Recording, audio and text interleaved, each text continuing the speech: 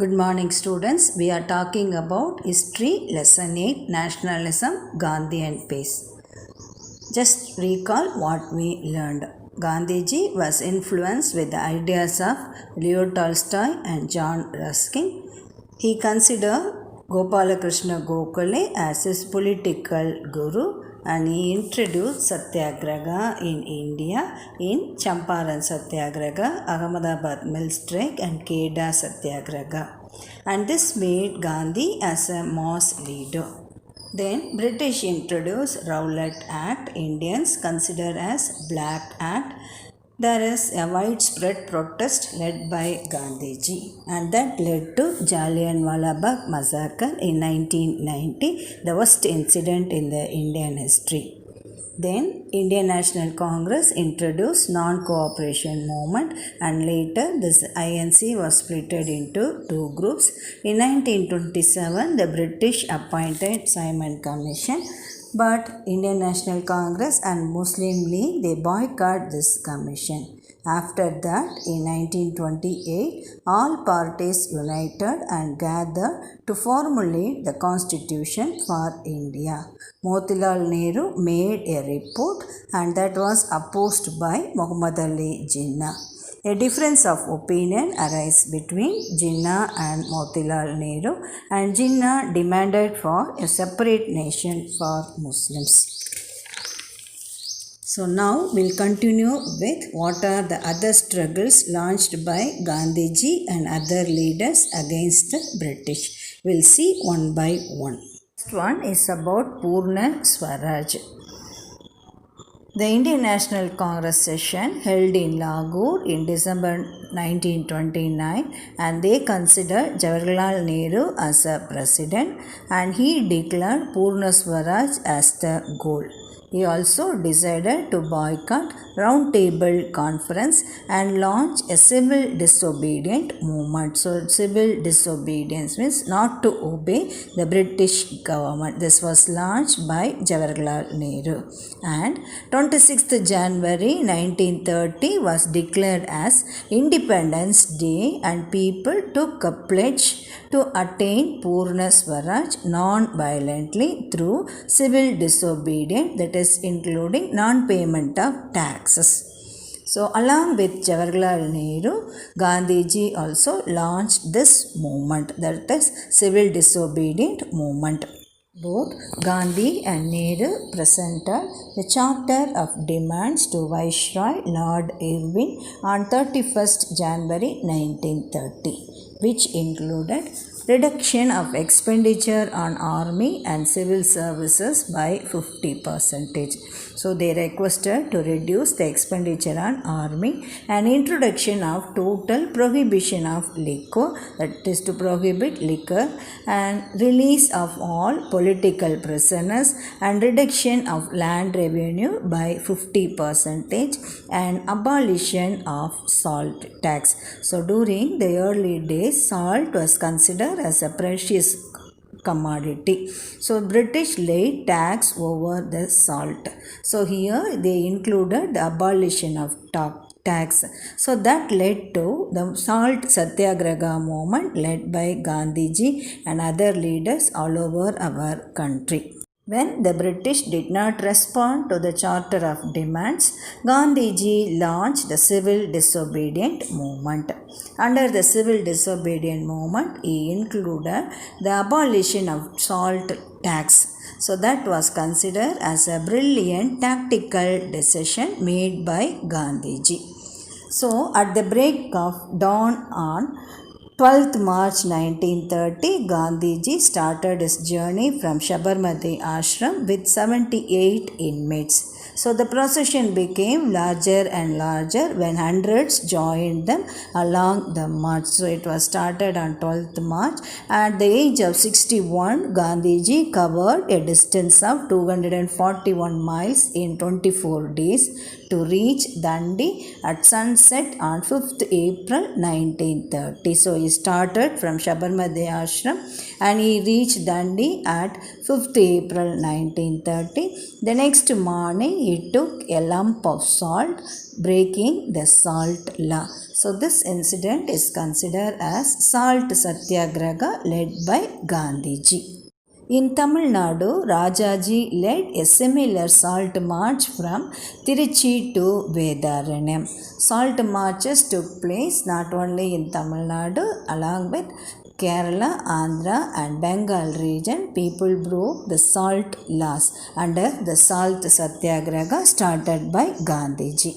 In the northwest frontier province, we have Khan Abdul Ghaffar Khan. He led the movement called Kudai Kitmatkar. Kudai Kitmatkar. So they were also known as Red Shirt, and they are the not followers of Satyagraha, but that was controlled by the British during the early days. That movement was led by Khan Abdul Ghaffar Khan.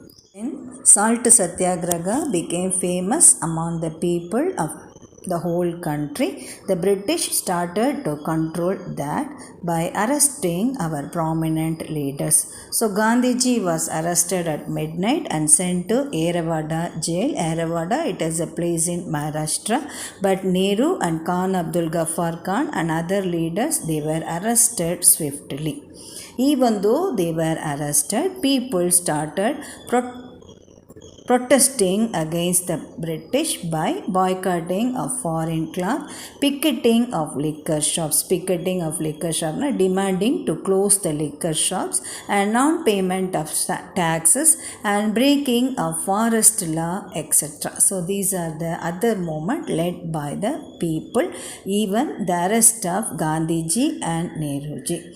So it was considered as a mass movement in India had ever witnessed. So even though the leaders were arrested, the common people, they protest against the British.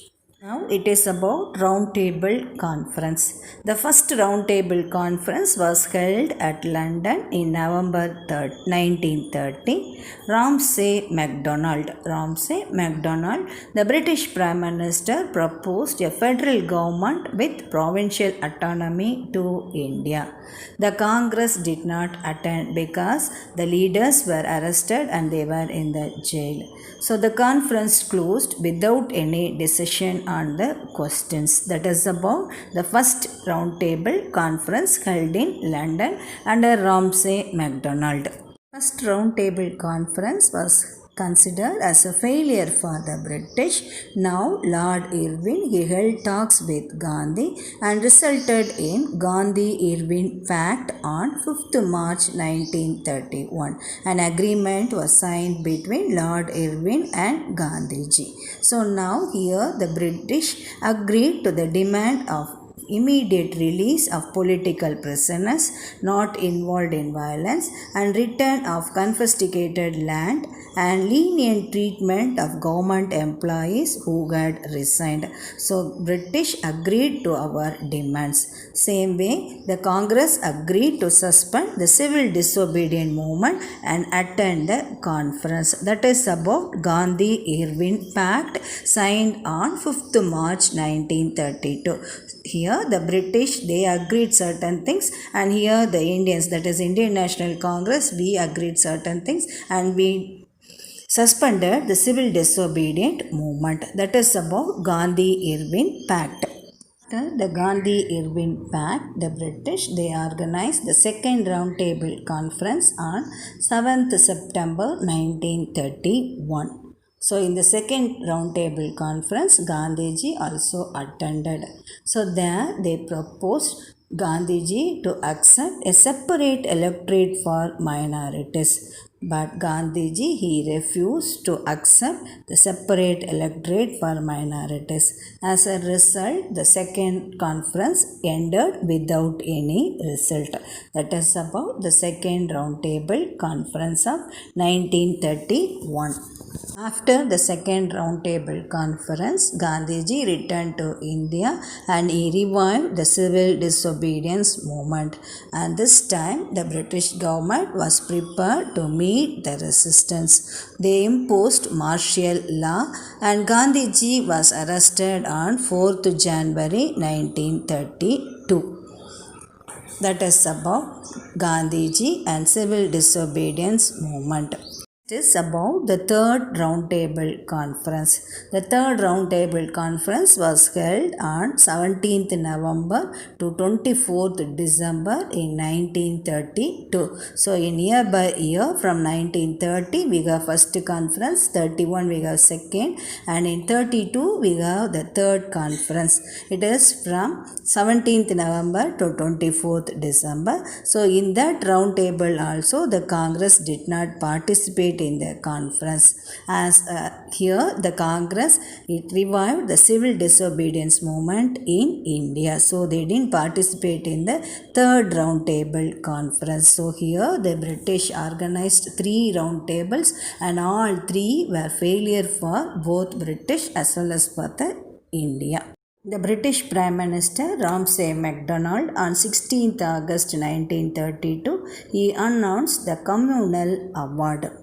So under the Communal Award, they provided separate electorate to the minorities of Muslims, Sikhs, Indian Christians, Anglo-Indians, and the women and the depressed classes. So here depressed classes means the depressed people of all community.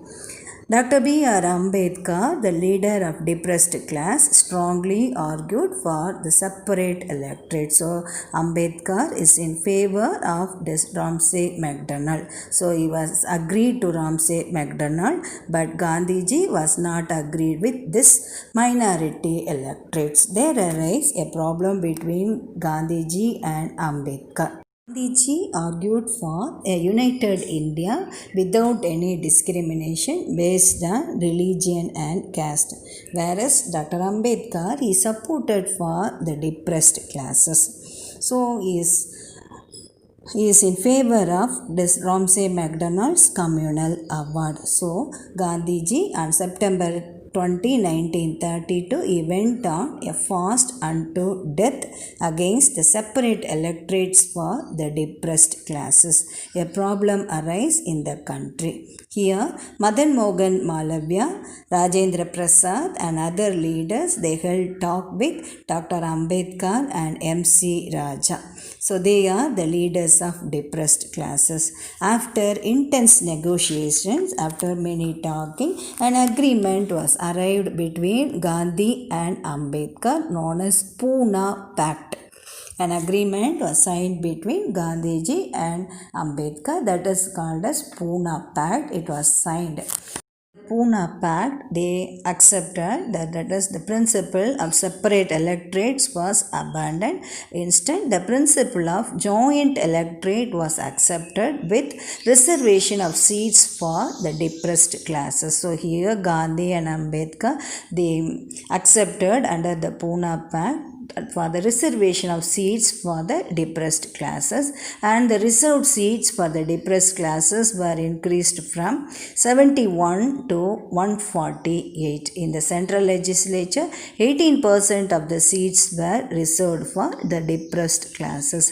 This is about a Pune Pact, a pact between Gandhiji and Ambedkar regarding the reservation of seats for the depressed classes. So that is about Pune Pact. Next is about campaign against untouchability. So after the Pune Pact, Gandhiji engaged with Dr. B.R. Ambedkar, and that made a big impact on his ideas about the caste system.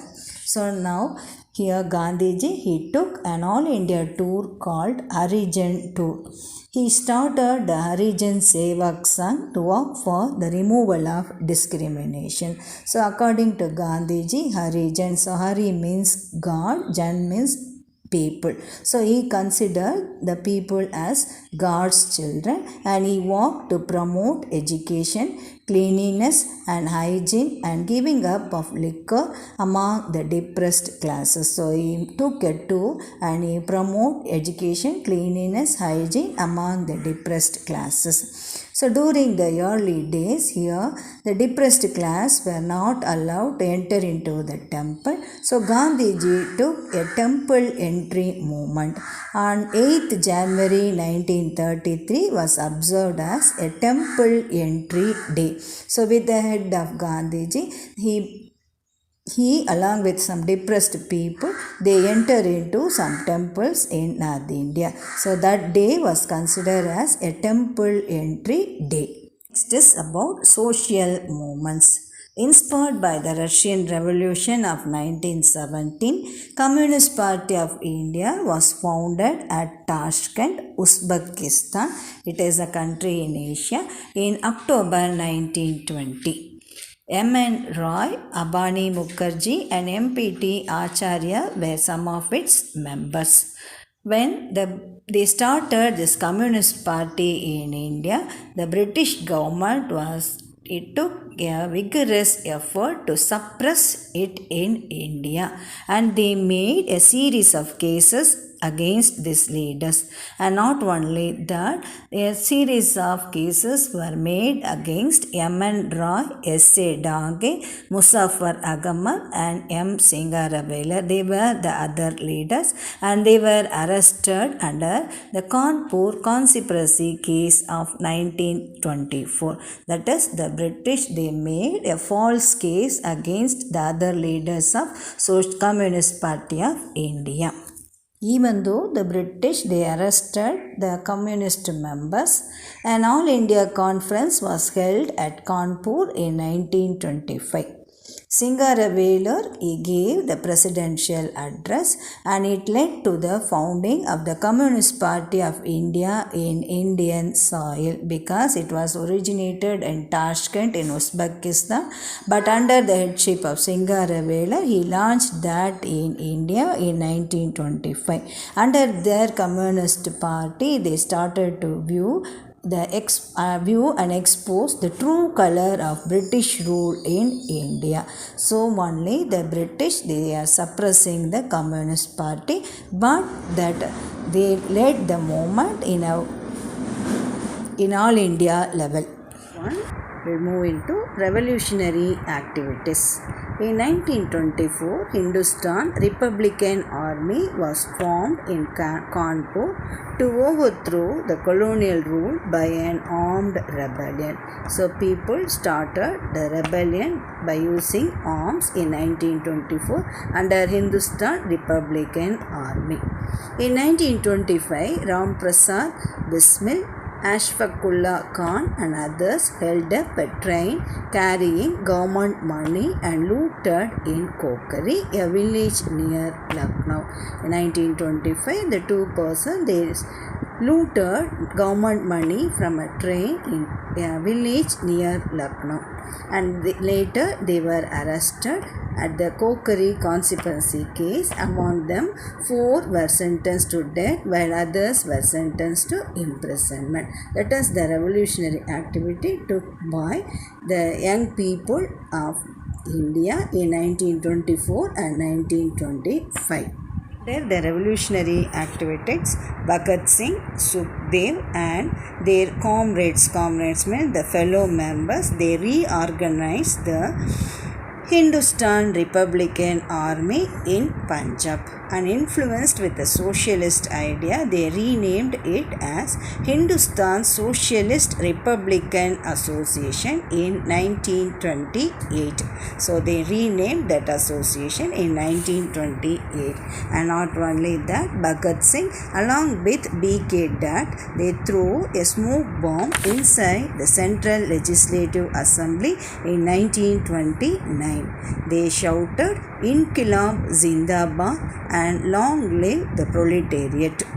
That is, Inqilab Zindabad, Indians live long. Zindabad means live long, and long live the proletarian. That is the fighters. They took the armed weapons and they fighted. So in that way they shouted. And after that, they arrested the British. They arrested Bhagat Singh as well as Rajaguru. They were arrested and they were sentenced to death. Bhagat Singh's daring and courage fired the imagination of the youth across India, and he became popular across India. So, inspired by Bhagat Singh, many youths they joined this revolutionary activities against the British. 1930, the Chittagong Armory raid was carried by Surya Sen and his associates. So, in 1930, an armory raid was carried by Surya Sen and his associates. They captured the armories means the weapons of the British in Chittagong and proclaimed a provincial revolutionary government in that place. And later, the British they caught him and they hanged after a year. So that is the end of Surya Sen in 1930. In 1930, the Communist Party of India had gained a strength in the view of economic crisis caused by worldwide Great Depression. A Great Depression, it was started in American stock market on 1929 and it was reflected in the world economy in the remaining years. So during that time, and Britain transmitted the effects of depression to its colonies. The effects of depression were reflected in decline in trade returns and fall in agricultural prices due to great economic depression in Britain. So Britain transmitted the depression to its colony country, India as a colony country, and here the agriculture prices were fall down. When the world countries faces the great economic depression, the British government here they increase the taxes for agriculture. So this in turn here the Communist Party fighting for the cause of peasants and industrial workers and hit by loss of income and wage reduction and problems of unemployment gained influence and therefore everything was banned in 1934. So the Communist Party, that is the British government, they suppressed the communist activities. Suppressing the Communist Party in India, the Congress Party, that is Indian National Congress people, that is both extreme left and extreme right people, they united together by the goal of Swaraj. And later in 1934, the Congress Socialist Party was formed by Jayaprakash Narayanan, Acharya Narendra Dev and Meenu Mazani. So they in 1934 the other leaders they organized another party called Congress Socialist Party.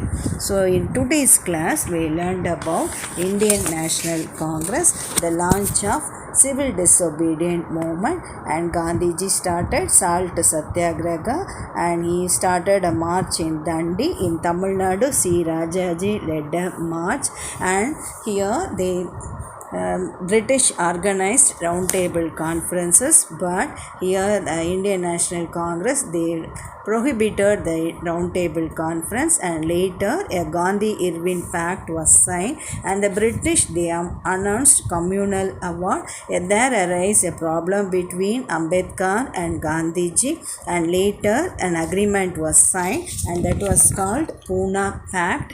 And now later Gandhiji also made a campaign against untouchability along with Dr. Ambedkar, and the Communist Party they started. The Communist Party of India was started in India by M.N. Roy and Singaravela, and later we talk about revolutionary activities under the Hindustan Republican Army, Bhagat Singh, Surya Sen, like that. When the world countries faces Great Depression, here the British government they increased the taxes. So the Communist Party fought for the welfare of the people in India, and later the British they suppressed that. So the remaining we'll see in the next class. Thank you, ma.